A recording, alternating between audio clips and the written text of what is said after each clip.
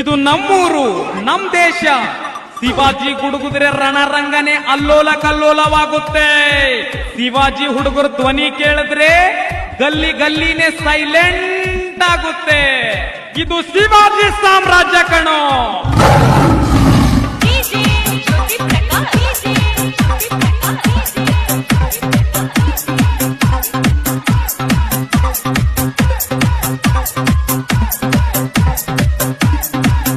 ದೇಶದೊಳಗ ಹೆಸರಾಗೈತಿ, ನಮ್ಮ ಹಿಂದೂ ಧರ್ಮ ಬೆಳೆದೈತಿ.